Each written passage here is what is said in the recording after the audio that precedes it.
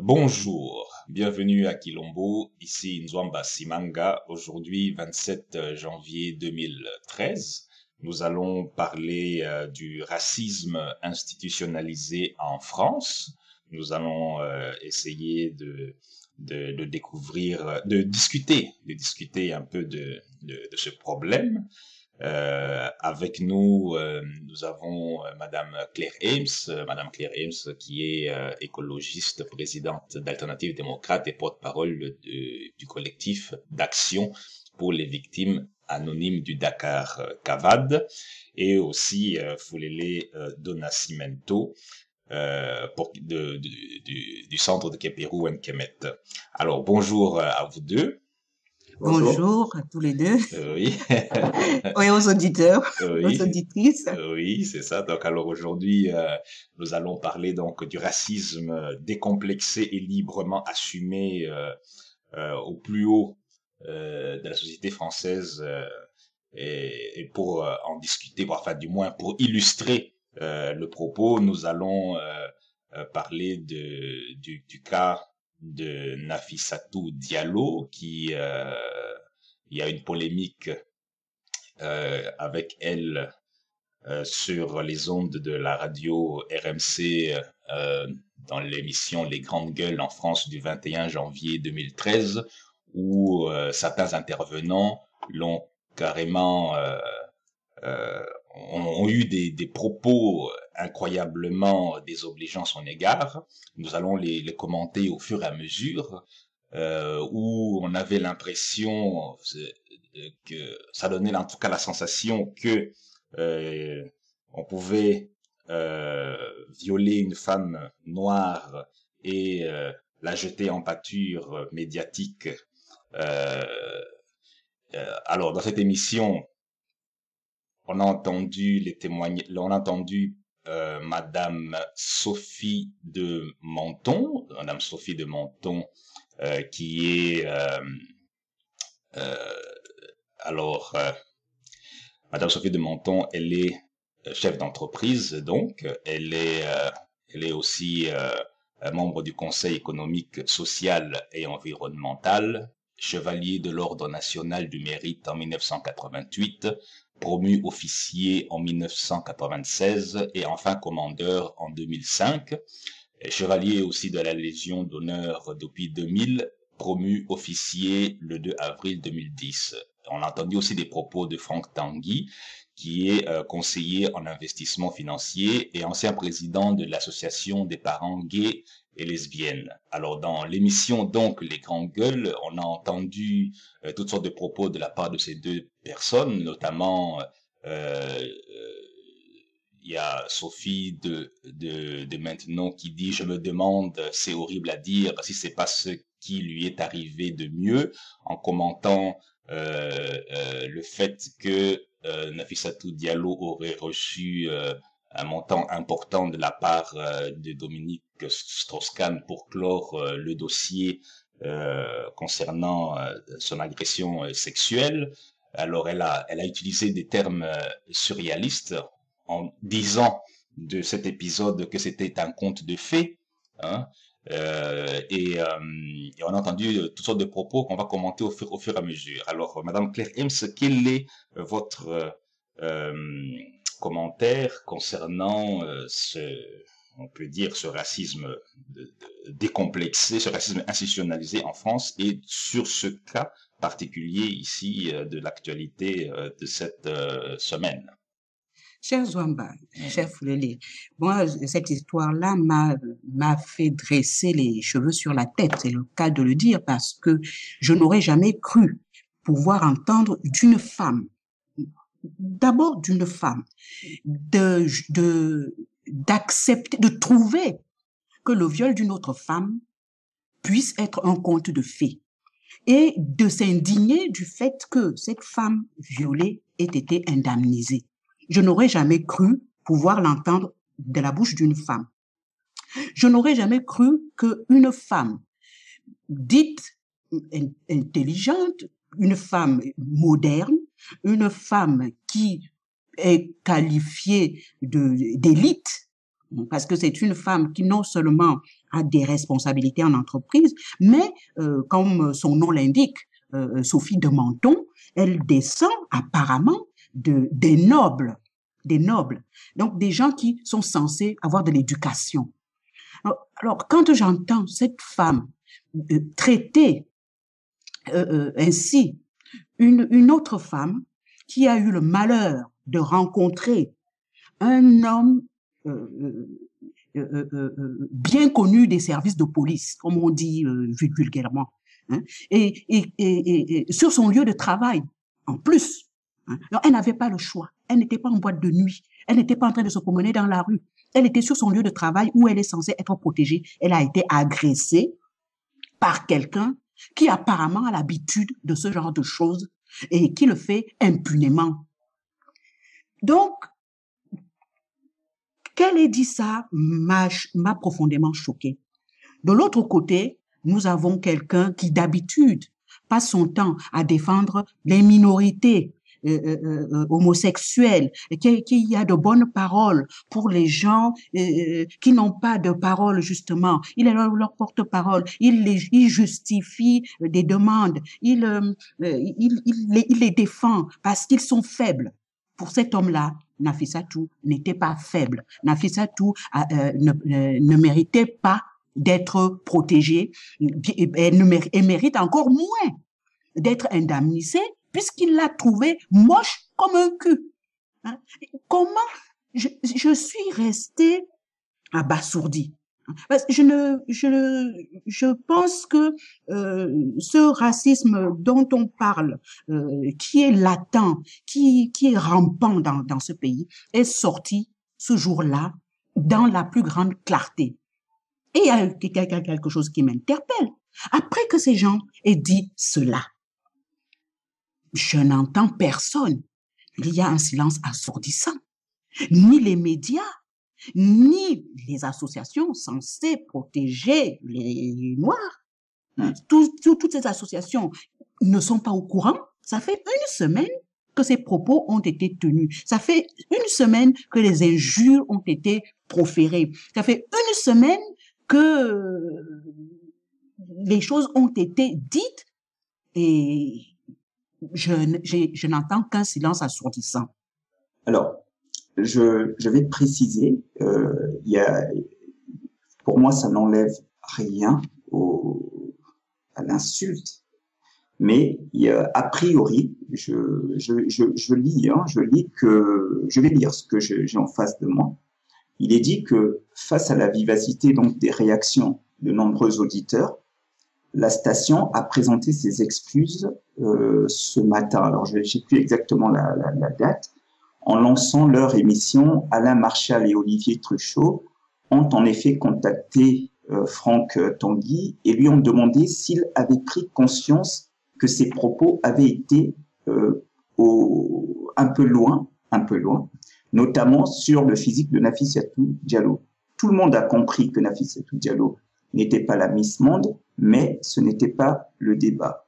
Ça, c'est lui. Hein, j'ai dit une bœufferie, ce n'est pas un truc terrible. C'est une casserole que j'ai aux fesses. J'en suis pas très fier.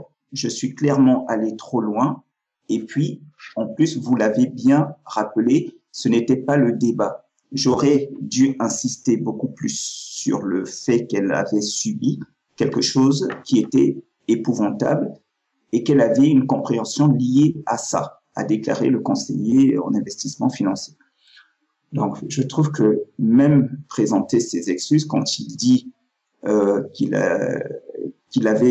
avait subi quelque chose qui était épouvantable et qu'elle avait une compensation liée à ça, qu'est-ce qu'il entend par le fait qu'elle ait eu une compensation liée à ça? Mais il dit qu'il n'est pas très fier.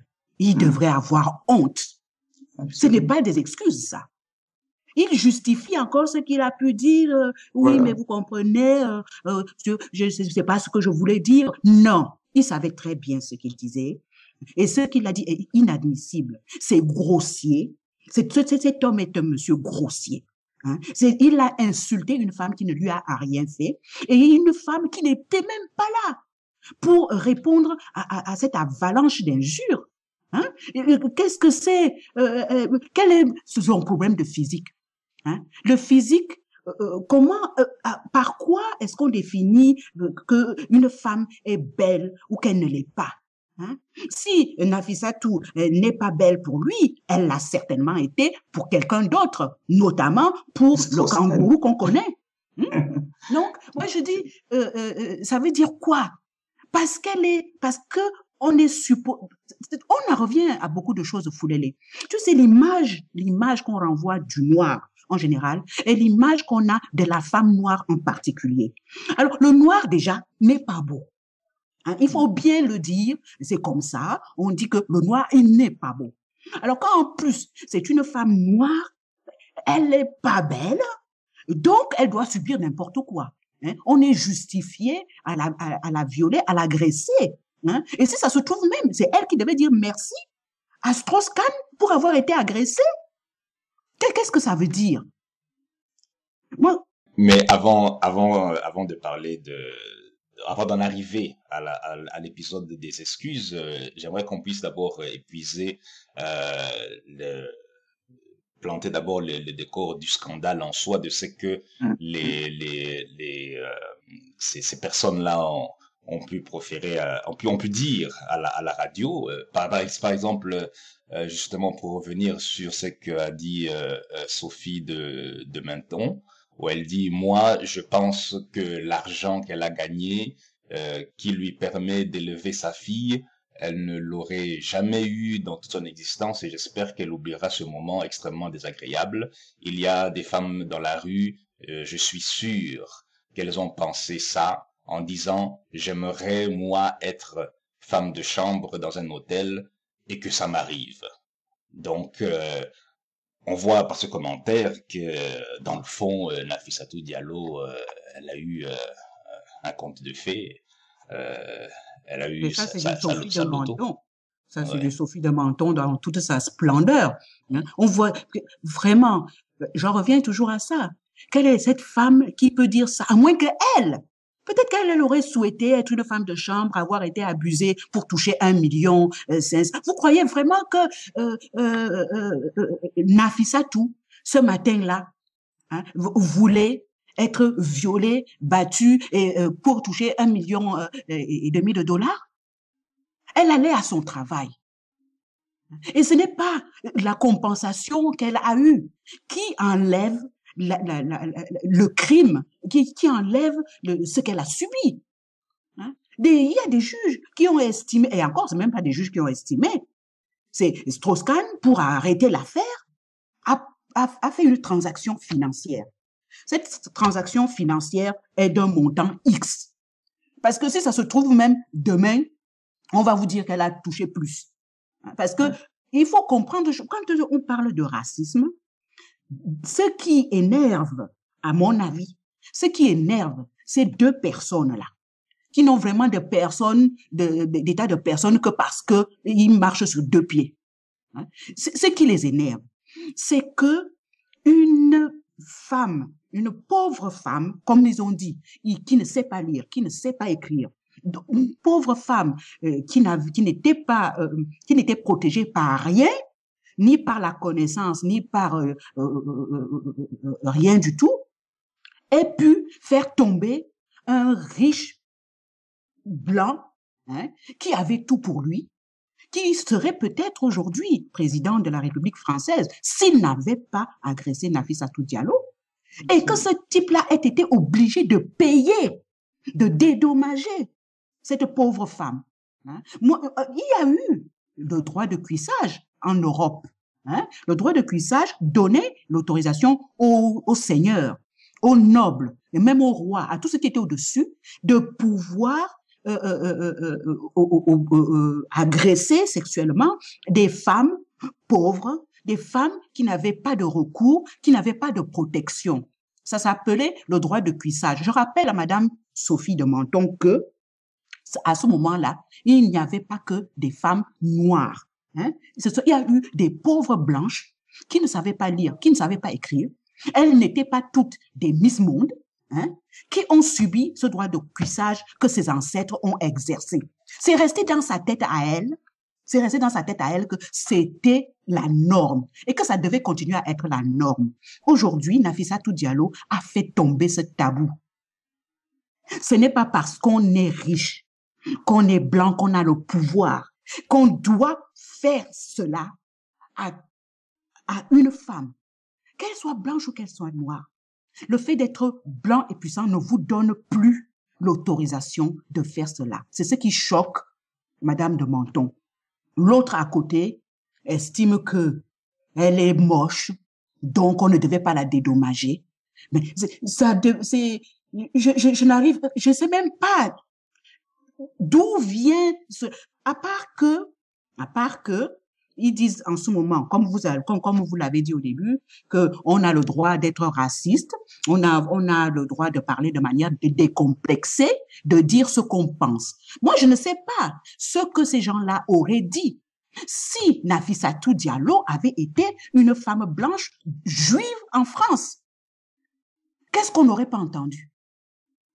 Qu'est-ce qu'on n'aurait pas entendu? Mais je crois qu'on serait en guerre avec Israël.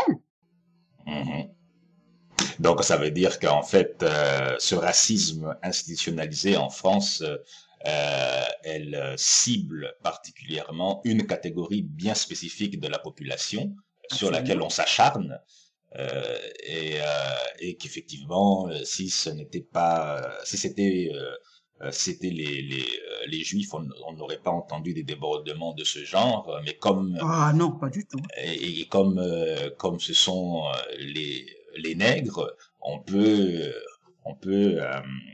faire tout, on peut dire tout et n'importe quoi sans conséquence. La preuve, c'est que ça fait une semaine que l'histoire est inventée et il ne se passe rien. Mais il ne se passe rien. Il y a pas, elle a été injuriée, elle a été insultée, elle a été moquée, mais il n'y a aucune réaction. Où sont les féministes de ce pays? Il faut dire les choses. Les associations de défense des femmes, elles sont où? Les associations de défense des Noirs, c'est où? Où est le cran là? Je rapprends qu'on a une association ici qui s'appelle le cran. Où est Patrick Lozès? Il n'a pas entendu? Si, il a entendu. Il ne peut pas dire qu'il n'a pas entendu. Tous les Noirs sont au courant. Hein? Où sont toutes les autres associations? Les associations guadeloupéennes, tous ceux qui défendent les Noirs dans ce pays, et qui est censé, qui disent, est-ce qu'ils ne se sentent pas injuriés? Les femmes ne se sentent pas injuriées?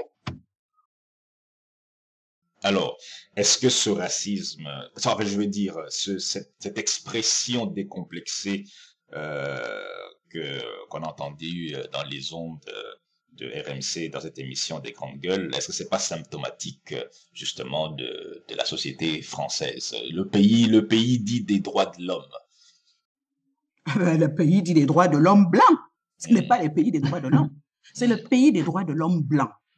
Tu es une femme. Tu n'as déjà pas grand chose à dire. Mais tu es une femme noire, alors là, tu n'existes pas, tu es inexistante. Tu n'as d'existence que celle qu'on veut bien te donner. Et tu dois dire merci. Surtout quand on te maltraite. Hein? Et ne pas surtout être indemnisé. Mais tu te rends compte d'une hérésie. Maintenant, on indemnise aussi les nègres. Aussi, on indemnise les nègres. Qu'est-ce que ça veut dire? C'est le monde à l'envers. Le monde est en train de s'écrouler autour de ces deux personnages. Hein? Il y avait une telle haine dans les propos qu'ils ont tenus envers cette fille qui ne leur a rien fait. Après tout, hein, quel est le crime qu'elle a commis? Ils ont raconté, moi j'ai entendu qu'elle avait menti pour entrer aux États-Unis. Et alors? Combien d'immigrés ont menti pour entrer dans un pays donné? Combien d'immigrés mentent pour entrer en France? Combien d'immigrés mentent pour des tas d'autres choses? À part le mensonge d'être rentré d'une certaine manière aux États-Unis, qu'est-ce qu'on lui reproche? Est-ce qu'elle a commis un crime? Qu'est-ce qu'elle a fait d'autre? Le seul fait qu'elle ait menti a suffi à dire, bon, si elle a menti pour l'entrée aux États-Unis, elle peut aussi avoir menti pour Strauss-Kahn. Elle peut. Mais la justice n'a pas dit elle a menti. Et quand bien même, la situation étant ce qu'elle est, pourquoi elle ne devrait pas être indemnisée? Strauss-Kahn lui-même a estimé que tel que les choses partaient, hein, comme il est connu en France comme le loup blanc, il valait peut-être mieux qu'il indemnise Nafissatou et que ça s'arrête là. Cette semaine encore, l'actualité l'a mis face à d'autres débordements. Absolument. Donc, mais Nafissatou, elle ne devait pas être indemnisée. Ils auraient supporté l'indemnisation si Nafissatou avait été blanche. Là, oui. Hein? Et là, est-ce qu'on se serait posé le fait qu'elle soit belle ou qu'elle soit... Est-ce que l'aspect physique justifie qu'on soit agressé et que ce soit seulement l'aspect physique qui justifie d'un dédommagement? Si ce n'était que ça, pourquoi Dominique Strauss-Kahn a touché Nafissatou Diallo tellement elle est moche, hein?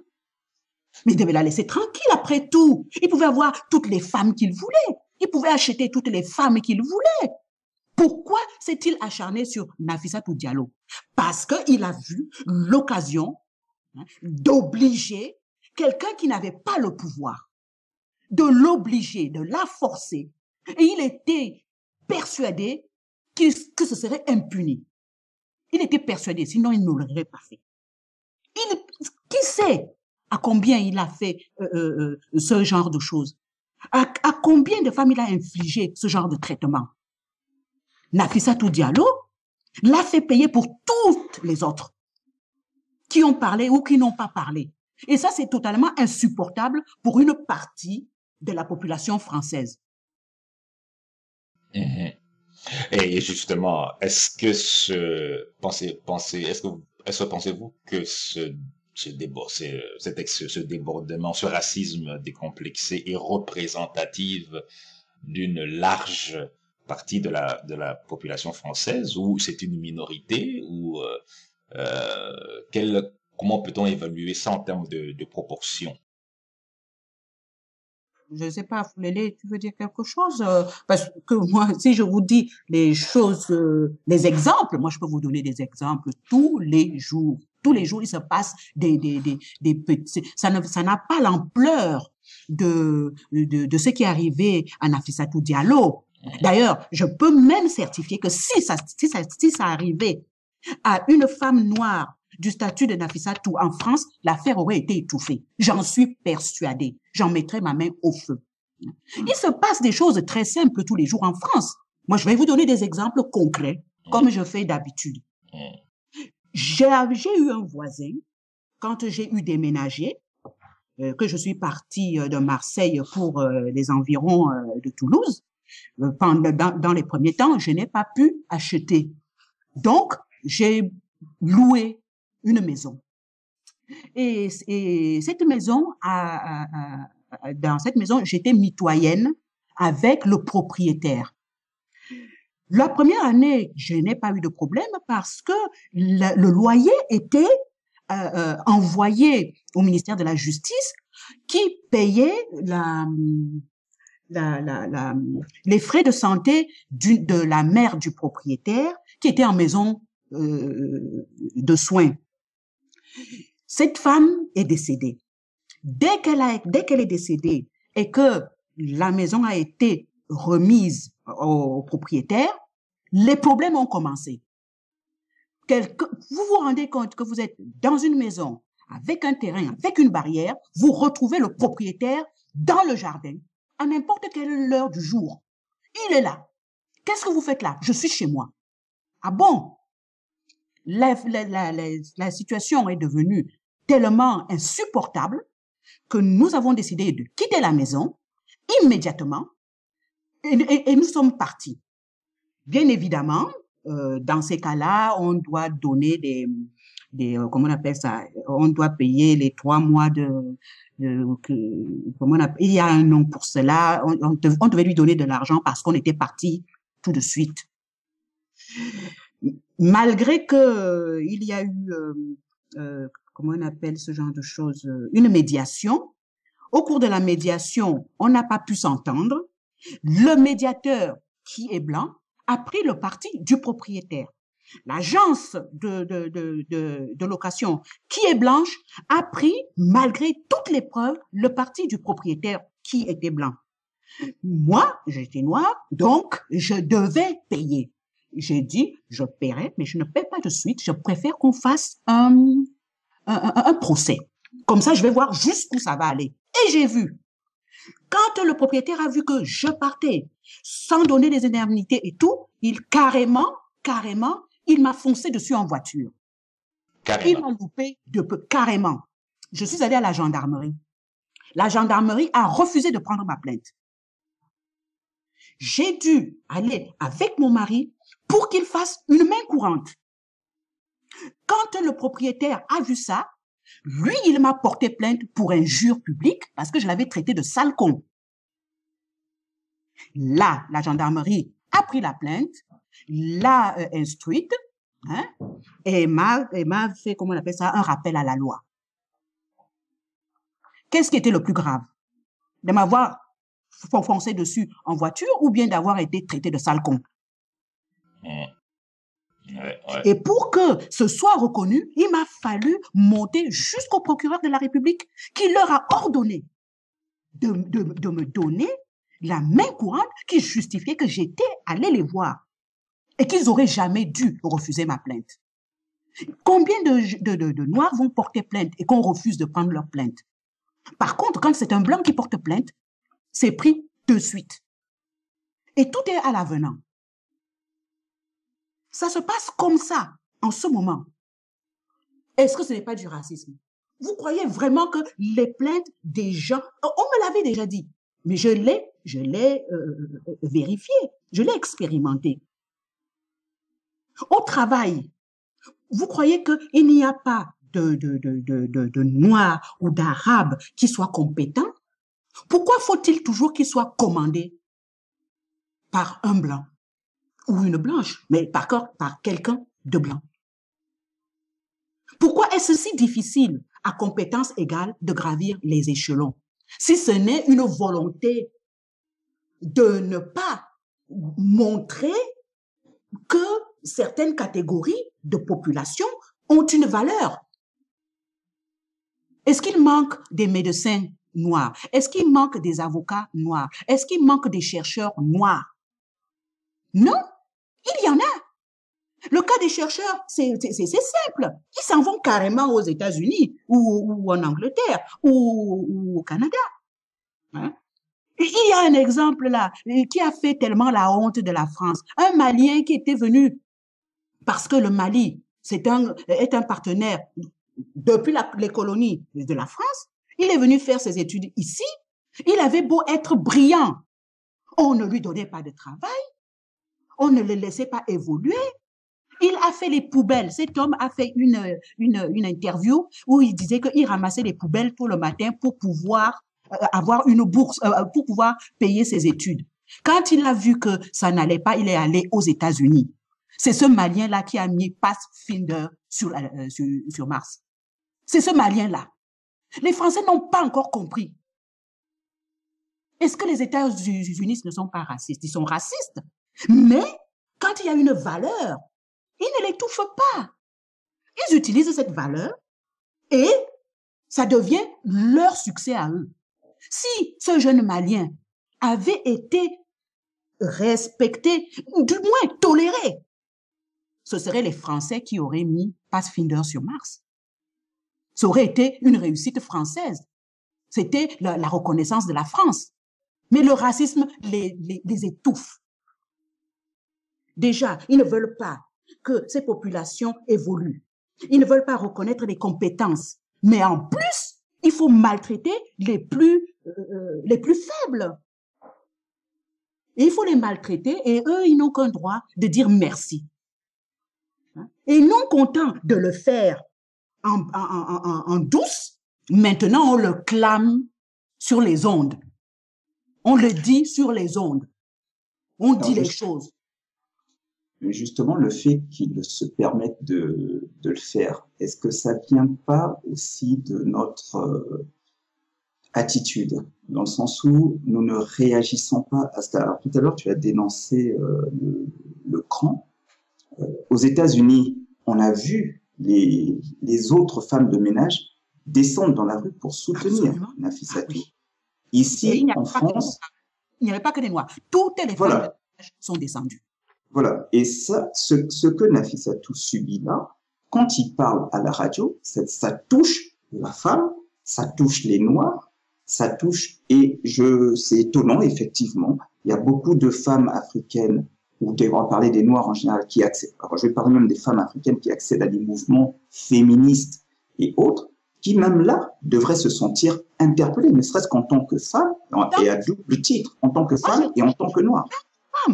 Je réagis en tant que être humain. Comment peux-tu accepter, même intégrer qu'une femme puisse être agressée sexuellement et vilipender le fait que malgré le traumatisme ou que à cause de ce traumatisme, elle soit indemnisée.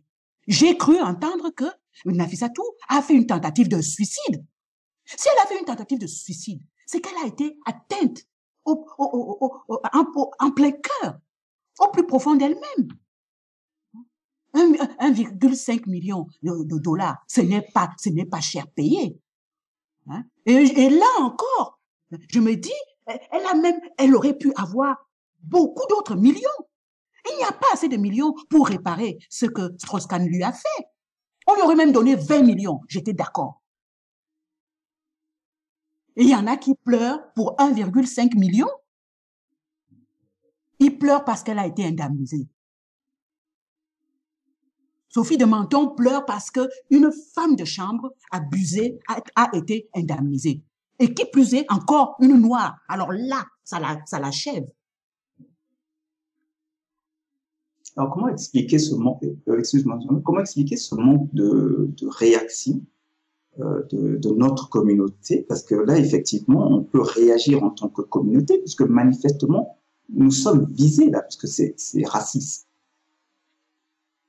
Et il faut demander à des gens comme Patrick Lozès, je donne l'exemple parce que il passe son temps à nous dire que il défend machin tout un tas d'histoires. Où est-il? Peut-être a-t-il peur de ne plus être invité sur RMC. Peut-être a-t-il peur de ne plus être invité sur les télévisions françaises pour avoir le courage d'interpeller tout ce petit monde-là. Et il n'y a pas que lui. Il y a pléthore de bavardeurs là. Ils sont où? Où sont-ils pour défendre l'honneur d'une femme qui n'a rien demandé, qu'on a agressée et qui ne peut pas parler, qui ne peut pas se défendre? Est-ce que ce serait, comment dire ça? Pourquoi est-ce impossible? Si les Noirs ont tellement peur, mais avertissez au moins son avocat. Avertissez son avocat. Les propos ont été tenus. Les propos sont partout, sur les médias sociaux, partout où ils sont. Hein? Sur YouTube, c'est partout. C'est officiel. Les propos ont été tenus. Personne ne peut les nier. Hein? Il faudrait que l'avocat de Nafissatou Diallo, qui est en France, qui a été mandaté par l'avocat des États-Unis, prenne au moins ça. Si lui ne veut pas porter plainte à des Blancs sur le sol français, mais qu'il avertisse au moins l'avocat de Nafissatou qui est aux États-Unis. RMC devrait être poursuivi. Et les deux acolytes là, ils devraient être poursuivis. D'ailleurs, je ne sais même pas pourquoi on n'a pas. Ils auraient dû être virés depuis lundi. Ils auraient dû être dehors. Là, la radio montrait que elle ne présenter des excuses veut dire quoi? La seule manière de présenter des excuses est déjà de virer les deux là, de les mettre dehors. Hein? Parce qu'effectivement, ça aurait été des présentateurs noirs qui avaient tenu des propos racistes à l'envers, comme ils aiment dire. Oui, on les aurait virés. Mais non, ce sont des blancs. Hein? Et en plus, il y a dedans des gens qui sont connus, des gens qui ont des médailles. Voilà. Où est la distinction là-dedans? Hein? Où est la classe? Où est l'honneur? Tout ce que ces deux-là ont vomi contre une femme qui ne peut pas se défendre. Il devrait être attaqué en justice. Et là, c'est là où je reproche toutes ces associations noires qui disent défendre les Noirs. Et les associations féministes, les associations qui défendent les minorités. Tous ces gens-là devraient se sentir concernés. Parce qu'ils sont concernés. Et qu'en ne disant rien, ils approuvent ce que Sophie de Menton et Franck Tanguy ont dit. Celui qui ne dit rien consent. Et avec tous les exemples que vous avez cités, c'est effroyable, vous avez cité. Alors, je me demande comment se fait-il que les Africains sont toujours convaincus jusqu'aujourd'hui que la France est la garante de la morale universelle. Ils veulent comprendre, ils comprennent ce qu'ils veulent comprendre. Ils voient. Mais personne ne va comprendre à leur place. Si on ne se défend pas, mais les gens vont toujours vous injurier, vous insulter, vous maltraiter. On voit bien que ce n'est pas l'apanage d'une personne. Il y a une guerre en ce moment au Mali. Hein? Comme il y a eu des problèmes en Côte d'Ivoire, c'est deux gouvernements différents qui font exactement la même politique. Vous n'allez pas dire qu'il y en a qui sont bien, il y en a qui ne sont pas. Au niveau politique, ils font la même chose. Au niveau de la société, il y en a qui ne parlent pas, il y en a, mais il y a les associations. Je ne vais pas aller demander aux cultivateurs du coin d'aller défendre Nafissatou Diallo. Il y a des associations pour ça. Si les associations s'étaient levées depuis lundi, on n'en parlerait plus. Et les autres médias ne renvoient pas l'affaire puisque c'est le fait de deux blancs. Si ça avait été un arabe ou un noir qui avait dit des saletés pareilles, ce serait repris en boucle de partout. Mais ils ne vont pas attirer l'attention sur le gros dérapage de deux de leurs confrères. C'est le travail des associations. Et si les associations noires ne montent pas au créneau, ce n'est pas le noir lambda qui va se mettre à crier, parce qu'il sera tout seul. C'est le nombre qui fait la force. C'est d'écrire, d'appeler RMC, hein, d'envoyer des emails, d'envoyer des fax, exactement comme je l'avais fait avec la caisse de dépôt. On se plaint, on n'écoute plus la radio, on la boycotte. Et justement, est-ce que vous pouvez justement élaborer un peu plus sur le dossier de la caisse de dépôt pour qu'on ait une idée un peu de la question? Ce qui s'était passé avec la caisse de dépôt, c'était qu'ils utilisaient un bois protégé des pygmées, un bois sacré. Ils avaient trouvé moyen d'acheter ce bois sacré et d'en faire des planchers de théâtre ici. Et quand je l'ai su, j'ai organisé une manif par email et par téléphone. On a bombardé la caisse de dépôt de protestation. La caisse de dépôt a tenu à nous recevoir et nous avons fini à obtenir que la caisse de dépôt demande aux forestiers qui coupaient ce bois de ne plus jamais le faire. Et il n'y a que certains bois que la caisse de dépôt s'est engagée à acheter chez ces forestiers. Et grâce à ça, nous avons obtenu que cet arbre sacré des pygmées soit épargné. Mais pendant une journée et demie, la caisse de dépôt a reçu des emails, tout était bloqué. Les fax étaient bloqués, les boîtes emails étaient bloquées. Ils ont compris, ils ont répondu et la nuisance a cessé. Donc ça veut dire même sans descendre dans la rue. Il faut pas accepter ça. Il faut pas accepter. Même sans descendre dans la rue, il y a des actions qui peuvent être portées. Absolument. L'image de ce que vous avez fait. Ben oui, parce que si vous descendez dans la rue, on va vous envoyer des CRS. C'est ça. Bon, en envoyant des CRS, surtout s'il n'y a que des Noirs, il va y avoir de la casse, ça c'est sûr. Bon, vous voyez bien qu'on envoie les CRS pour des ouvriers qui se plaignent qu'on va leur envoyer le travail. Ce n'est pas, on va leur enlever le travail. Ce n'est pas des Noirs qui s'offusquent des propos tenus par deux animateurs qu'on va faire quelque chose. On va vous envoyer des CRS qui seront bien contents de vous taper dessus. Hein, et des gens sortiront là-bas éclopés. D'autres iront même en prison parce que ça, c'est pas ça qui va les arrêter. Quand on est une association, on a quand même un auto-pouvoir. On peut ester en justice. On peut porter plainte. Il y a des procureurs de la République dans ce pays. Quand tu entends des propos comme ça, un procureur peut se saisir sans même attendre que quiconque porte plainte. Un procureur peut dire, j'ai entendu des propos inadmissibles. Que fait le CSA? Ils n'ont pas entendu. Mais là, c'est silence radio. C'est le cas de le dire, silence radio. Et justement, précédemment, on a parlé des excuses qu'aurait donné Franck Tanguy.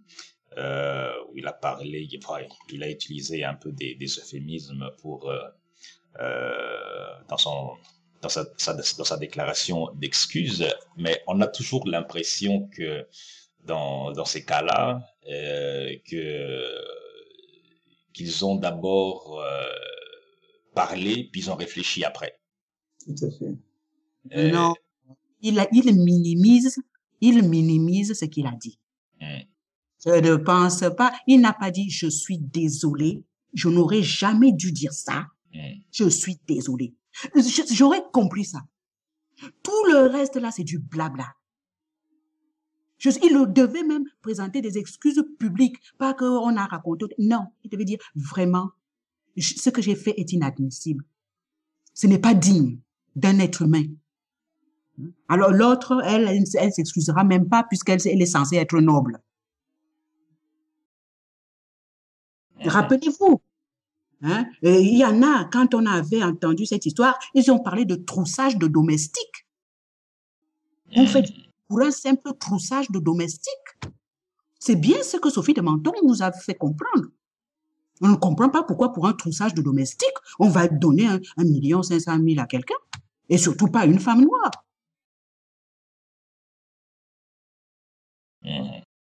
Donc, il n'y a que les mieux nantis qui ont le droit d'obtenir justice, dans le fond. Tout à fait.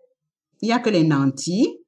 Et dans les nantis, parce que c'est vrai que ça m'aurait étonné quoi qu'on ne sait jamais avec ce type-là, je ne sais pas si ce serait attaqué à Condoleezza Rice. Hein.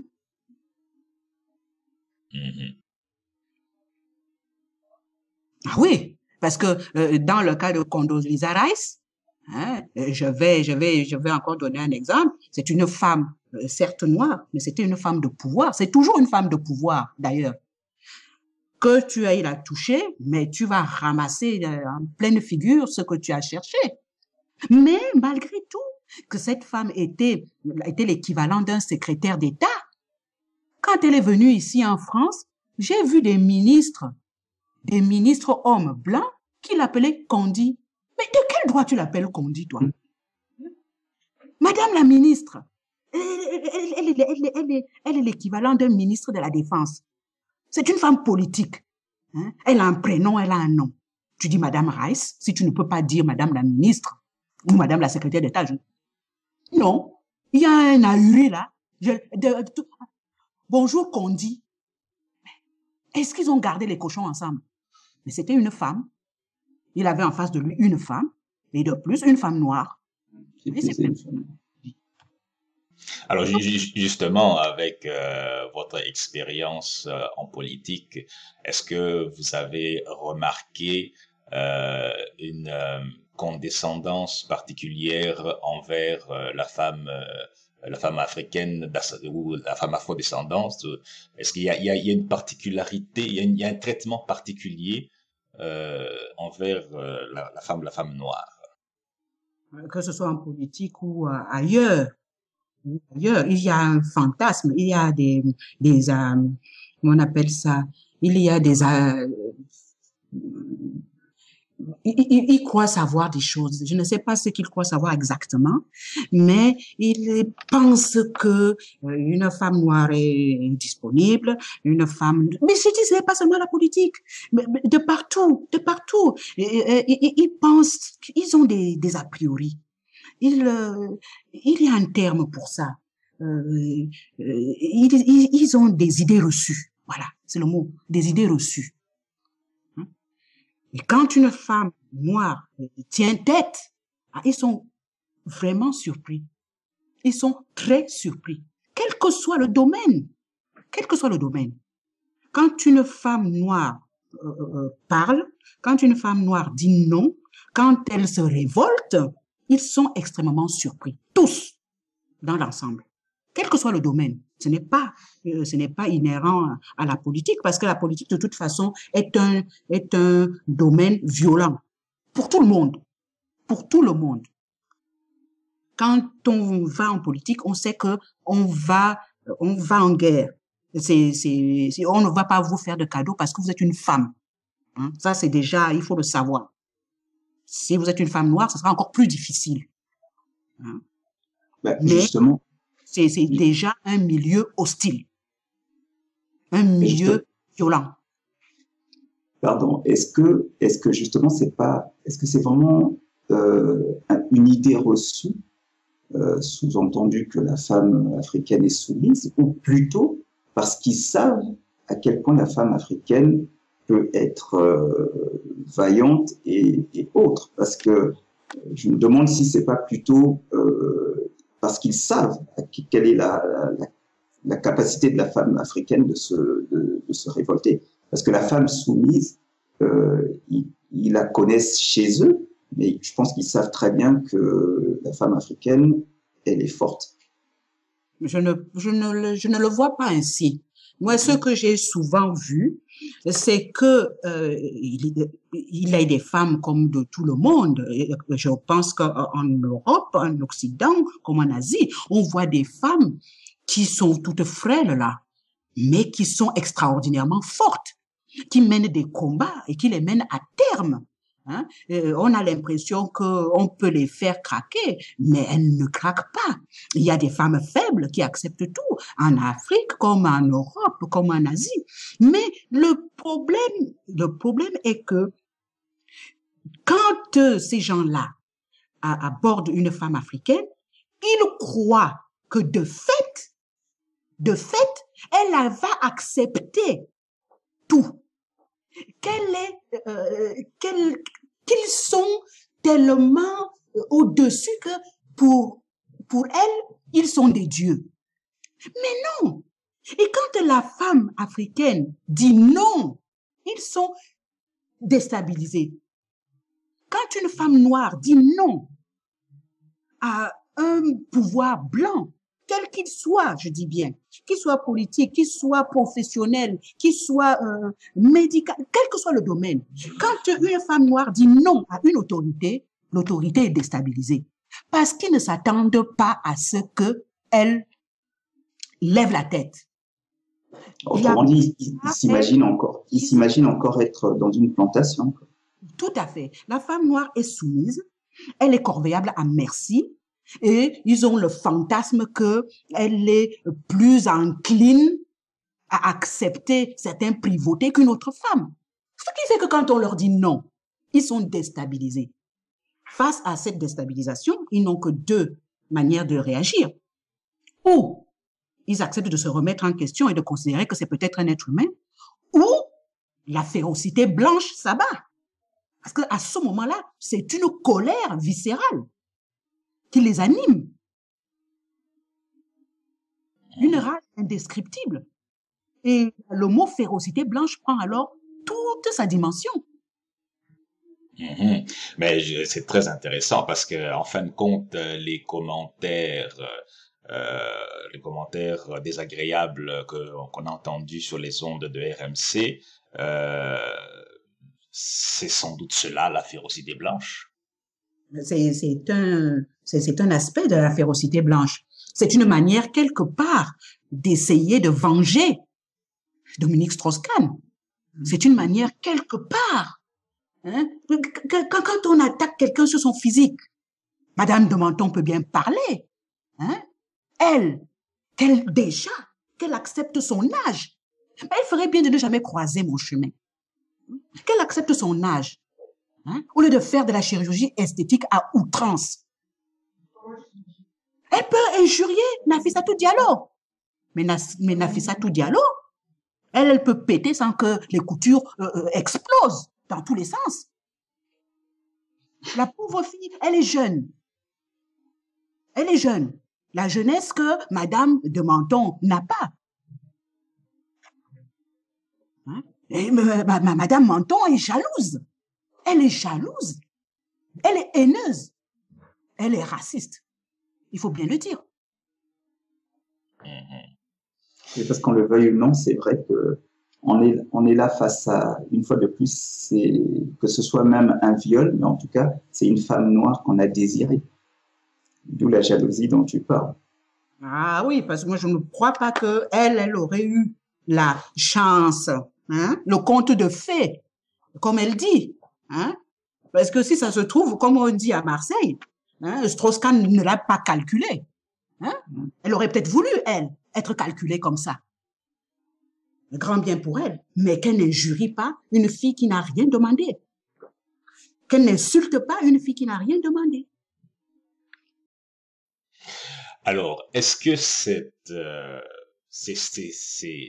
stéréotypes, cette intoxication à tous ces stéréotypes sur la femme noire, est-ce que ce n'est pas le fait d'avoir absorbé dans leur éducation toute cette littérature ethnographique, cette littérature coloniale qui dépeint cette femme de manière assez extraordinaire, et puis on voit qu'ils grandissent dans cette littérature, dans cette imagerie, puisqu'à la télévision, il y a des films aussi, tout aussi extraordinaires, qui dépeignent cette femme d'une manière assez particulière. Alors, donc peut-être que ces personnes-là sont aussi victimes de leur propre éducation. Est-ce qu'on peut voir ça comme ça aussi? Ah, moi, de toute façon, éducation ou pas éducation, moi, je ne vais pas rentrer dans les psychanalyses pour ces deux-là. Ils sont gravement atteints par leurs idées reçues. Ils sont gravement atteints même par leur inculture. Par leur inculture. Ce sont des gens, je ne leur trouve aucune excuse. Aucune. Quand on a été mal éduqué, surtout à l'âge que Menton et l'autre ont, Tanguy, quand on sait qu'on n'a pas été bien éduqué, ben on essaie d'apprendre les bonnes manières. Quand on a des bonnes manières, on ne parle pas comme ça d'un être humain. Surtout quand on dit qu'on fait partie de l'élite, on a une manière de parler, hein, une manière de s'adresser à l'autre, une manière de s'exprimer.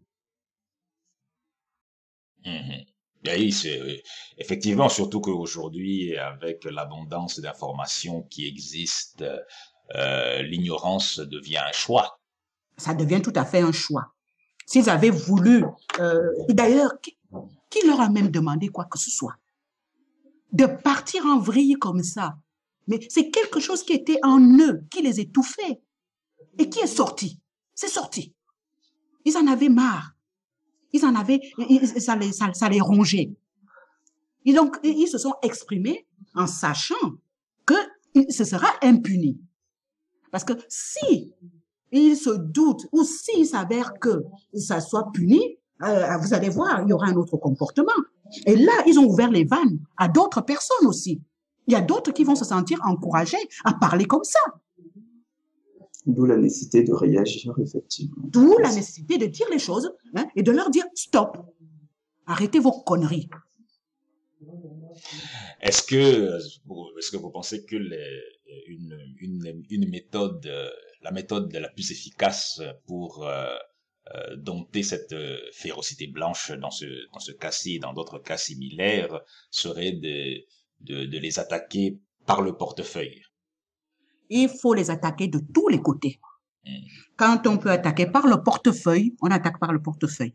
Quand on peut les les amener en justice, on les amène en justice. C'est ça qui va les faire réfléchir. Parce qu'en emmenant RMC et les deux acolytes malveillants là en justice, si ça se trouve, ils vont encore être obligés de dédommager Nafissatou Diallo. Après tout, elle a été injuriée publiquement, elle a été insultée, elle a été avilie. Ça mérite réparation. Ça mérite réparation. Et je peux vous assurer que si RMC et de Menton et Tanguy sont obligés de payer Nafissatou Diallo, ils n'en parleront plus jamais. Oui.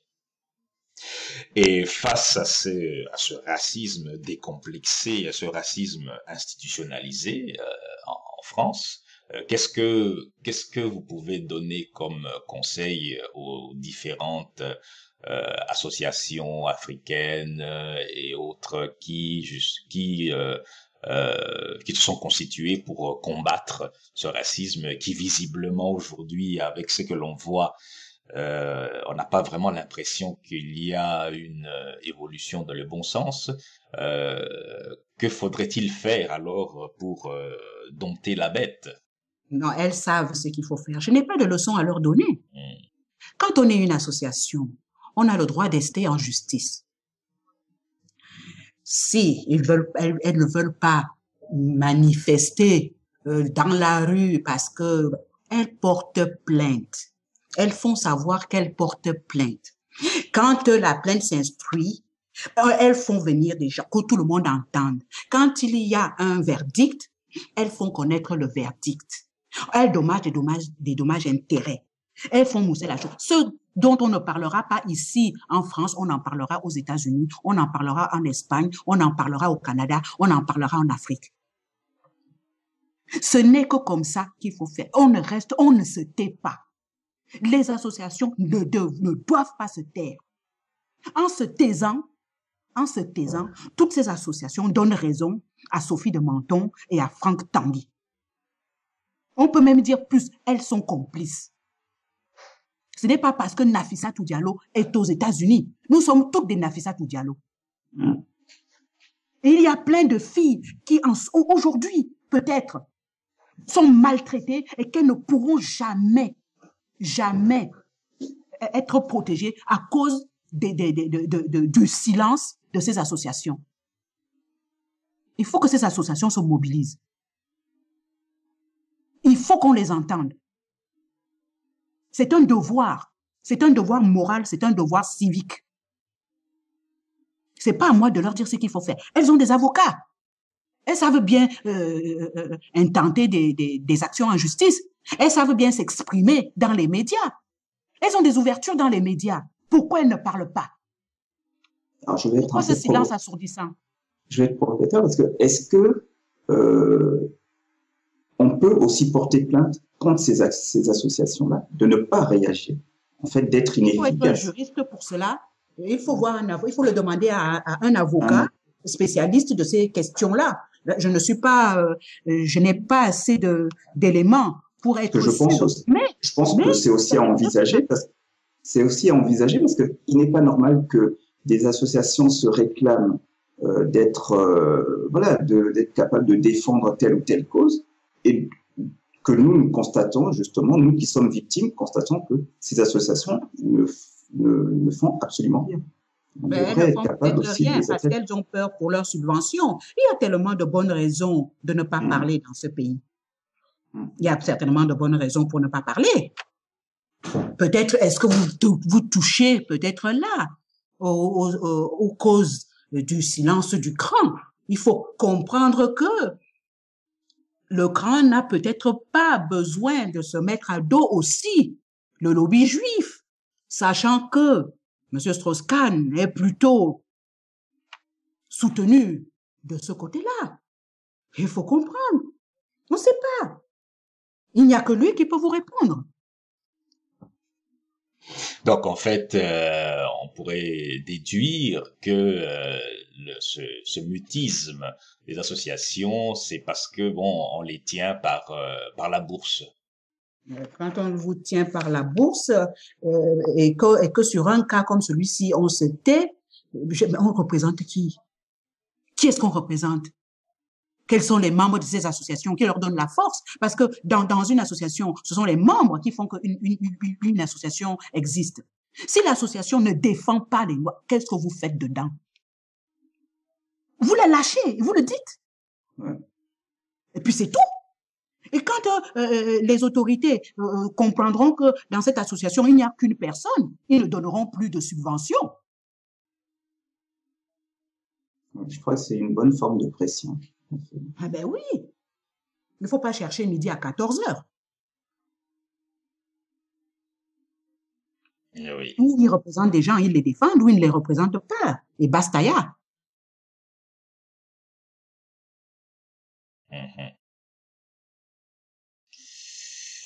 Eh ben, voilà, je pense que on va conclure là-dessus.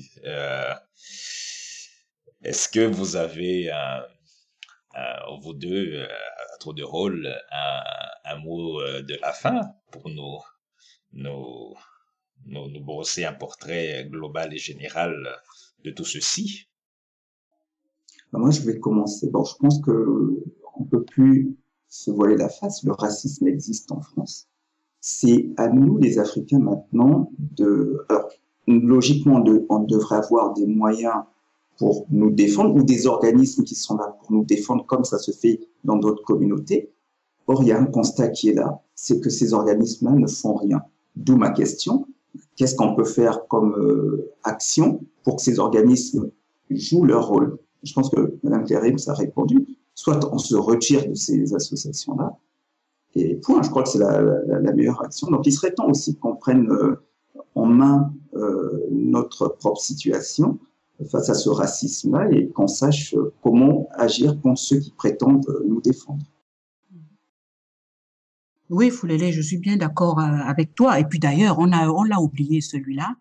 Il existe un comité de soutien officiel à Nafissatou Diallo. Je crois que c'est à ce comité officiel de prendre la tête du combat sur ce cas précis, sur le cas de Nafissatou. Je pense que ce comité de soutien a un boulevard. Si c'est vraiment le comité de soutien de cette jeune femme. Bien, voilà, c'était donc le racisme institutionnalisé en France. On a vu que en France, cette problématique du racisme est décomplexée. Enfin, l'expression de ce racisme est décomplexée et semble être librement assumée, en tout cas, même parmi les personnes bien en vue.